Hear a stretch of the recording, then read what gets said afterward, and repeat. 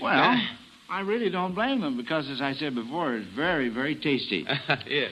Well, now, here's our next question. If you had your choice between operating a Spitfire, a Meteor, or a Vampire, which would you choose? Mr. Fisher. Well, quite obviously, one would choose a jet aircraft these days because they're much faster, much more high-powered, and they are better gunned than the poor old Spitfire that one used to fly in 1940.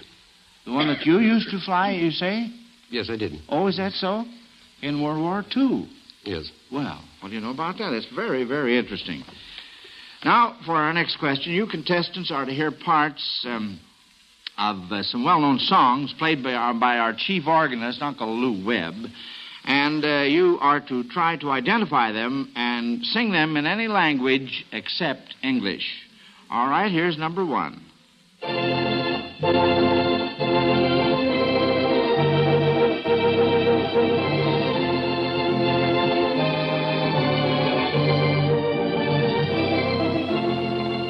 Mr. Krause. Du liegst mir im Herzen, du liegst mir im Sinn. Du machst mir viel Schmerzen, weißt nicht, wie gut ich dir bin. Ah, wonderful! Fine! You know, Quiz Kid Lundy had his hand up. What were you going to say, Lonnie? Well, I was just going to identify the song as You Are the One. Oh? Is that right, Mr. Krause? I think so. What do you mean you think so? I hope he has some experience already with 14. Oh? I had it when I was 14. All right, let's listen to the next one.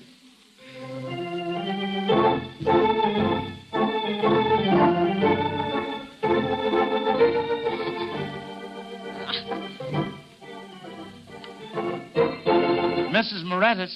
Yes. What? That's, we used to sing it in Greece. Oh? What's the name of it? Εγώ και εσύ θα αγαπιόμαστε. Just a minute, I confer with the interpreter here. What does that mean? You and I like each other. Μπορείς να τραγουδήσεις ελληνικά? Yes. All right, well, can you sing it in... Yes, with the organ, please, because I forgot. All right, Lou. Εγώ και εσύ, έλα οι δυο να αγαπιόμαστε μαζί. Εσύ και εγώ, σαν καλιά και φιλιά, από το βράδυ ως το πρωί. Εγώ και εσύ.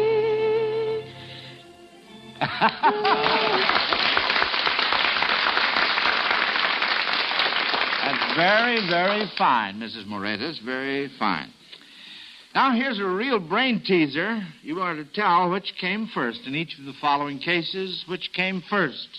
Vasco da Gama's trip to India, the Children's Crusade to the Holy Land, or Magellan's trip around the world? Pat? Well, Vasco da Gama's trip was in 1498. Right. And the Children's Crusade was in 1200, or I think the Children's Crusade came first, now that I remember. That's right, Patty. Yes, that's correct. Children's Crusade was in 1212. That's B.A. before Alka-Seltzer. What am I saying here? Oh, my goodness sake. Well, which came first? The Ming Dynasty, the Chow Dynasty, or the Mongol Dynasty? Dr. Shen. The Chow Dynasty. That's right, Dr. Shen. That's right, the Chow Dynasty. If you join the following groups of people, what might you find them discussing? Pierce, Houteman, and Rashi. Lonnie. Well, baseball, because they're all pitchers. They're all pitchers, correct. How about O'Dwyer, Samuel, Burke? Joel? Well, they're all mayors. O'Dwyer's mayor of New York. That's right. Burke's mayor of Cleveland. I don't know what Samuel... Bernard Samuel. Yeah, isn't he? That is Bernard right. Samuel. Mr. Krause is correct. I must remind you, Mr. Krause, what I told you at the first of the program. You must hold up your hand when you want to talk. Well, I'm next. I'm learning it, you know. Say, by the way, Mr. Krause, I have heard that you have invitations that you can give some of them, some of the mayors you've met in the United States. Could you give us a couple? How about Mayor O'Dwyer of New York City? Well, I'm sorry, I never met him. Oh? So I can't imitate him, and I'm not very strong at imitating. But I can tell you something about about the mayor. Mayor Samuel of Philadelphia. Samuel, yes, from Philadelphia. All right. He was very nice to me when I looked him up and asked him to come to Chicago and see the big city of Chicago.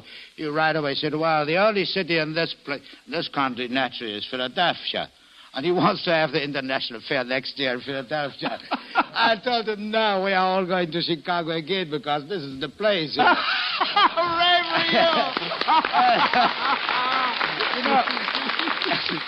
you! He looked a little, he looked at this and he looked at me. He thought, well, I'm quite well fed. And he said, well, you're a fellow I want to give the key of the city of Philadelphia. And he gave me a very nice key to open the city hall. What? I didn't get this here from Chicago yet, I think they have got bigger and greater safes here. They want to be sure not to have... But I got a very nice key anyway from him. Well, you're all right, Mr. Crowther. Yes, sir. Now then, you folks are to base your answers to this question on actual historical facts. Would it have been possible to have read the following as newspaper headlines? Here's the first one. See and hear this big double feature Mozart and Haydn play together.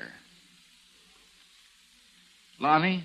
Well, yes, because Mozart was born in 1756 and died before the turn of the century, and Haydn was born in 1732 and died in 1809, and they played together several times. That's right, so they did. Good boy, Lonnie. Now then, here's the next headline. Young Brahms highly praised by Schubert. Joe. Well, Schubert died in, I think, around 1830, around there. And while Brahms lived, I think, around from 1840 to 1880. So would it have it wouldn't have been possible. It would not have been possible. That's right. And here's the last one. Opening night of new Bach opera. Her Majesty Queen Marie Antoinette may attend. Lonnie. Well, by Bach, I presume you don't necessarily mean Johann Sebastian Bach. So Queen Marie Antoinette could certainly hear a Bach opera because Bach's musical sons, lived for a long time after Johann Sebastian. And I think the Bach who wrote the most famous opera would be Johann Christian Bach. That's right, Lonnie. Very good. Very, very good. Now, tell me this. Where might you find each of these quotations? They are all in different languages. Here's the first one. E pluribus unum. Pat? Well, that's Together We Stand. Anyway, you'd find it on the coins of the United States, because that's their motto. That's right. That's correct. Uh-huh. And how about this next one? Aaron go bragh. Mr. Fisher. That is Erse, or Irish. And it means Ireland forever. So it does. That's right. That's right. And you would find it on the Irish flag beneath the harp. Now, where would you find this last one? Schriebste mir, schriebste ihr, schriebste auf MK Papier. No, how's that for an Irishman now? He nearly gets it, but it doesn't mean... It reads as follows. Schreibste mir, schreibste ihr, schreibste auf MK Papier. Teacher, you have to learn that properly next time. Well, then it wasn't now, you so know good what for that an means in English? Yes? That means I write to you and you write to me. But on MK paper, it must be. Oh. And that MK paper, that's the paper which we manufacture. That's why I'm the man of... Well, good MK for you.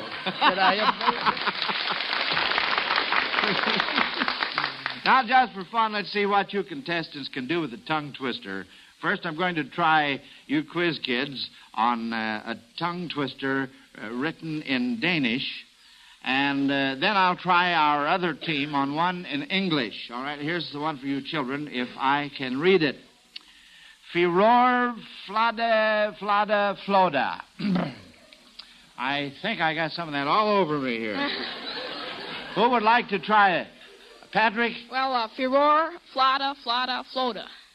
Well, we got to say it faster than that. Lonnie? Furor, flada, flada, floda. Well, you're off on the first word there a little bit. Joel? Free roar, flada, flada, floda. Well, that's pretty good.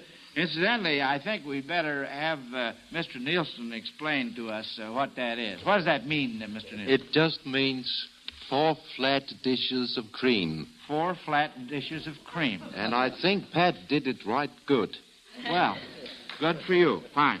Now then, we'll see what you older folks can do. Let's see what you can do with an old favorite of ours here in this country. Peter Piper picked a peck of pickled peppers. There's a doozer. Mr. Nielsen. Peter Piper picked a pack of pickled paper.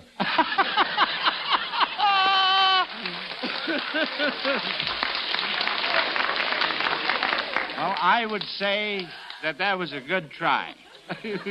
Who else would like to try this? Mr. Krauser? Well, I'll try it. Peter Piper picked the pillow. And I can't do it. you can't say it. No. That's really a mouthful, isn't it? Well, all right. Now let's see if you listeners can answer this one along with our contestants. How many baseball players can you mention whose names contain points of the compass? You know, their names have to contain the word east, west, north, or south. Patrick. Well, there's Ron Northey of the Cubs. Fine. And down in the Pacific Coast League, there's Max West. Very good. Mm-hmm. Right off. Lonnie? Well, there's Luke Easter, and there's Wes Westrom. And there used to be a player with the New York Giants named Hugh East. Well, that's good enough for me. And, of course, I hear our school bell. And that means that school is over for today. Now, in just a minute, we'll find out which of these 2 mighty teams competing in our classroom is the winner while the judges are tolling their scores. I wish to remind all you listeners about the wonderful work that the organization CARE is doing all over the world. Let us not forget all those in Europe these days who are hungry day after day. Whatever the United States government is doing to rehabilitate foreign economies, the help of individuals in providing immediate day-to-day help must go on. Because it is non-profit and because of its large volume, CARE makes it possible to send more per dollar than individuals or groups can send any other way. If you wish to help, just send $10 or $5.50 to C-A-R-E, CARE, New York. More information about CARE packages may be obtained at CARE offices throughout the country. Well, now, let's see. The judges are ready with the big news of who won, the Quiz Kids team or the International Whiz Kids team. Let's see here. Judges say the Quiz Kids scored 1,249 points, and the International Whiz Kids made 1,249 points. And, of course, that ties the score. So congratulations to both teams. Now, Quiz Kids, each of you will receive your usual award to help you with your future education. And as for our guests, we are going to complete the initiation of making you honorary Quiz Kids by pinning on each of you the official Quiz Kid pin. And I want to thank all of you guests for entering into the program with such wonderful spirit. It has certainly been an interesting half hour to me, and I feel sure our listeners have enjoyed meeting you as much as I have. And I hope you'll all come back and visit our Quiz Kid classroom again. So class is dismissed, and I'll see all you children back next week. So until then, goodbye, little Quiz Kids. Goodbye, Mr. Kelly. Goodbye, big Quiz Kids. Goodbye, Mr. Kelly.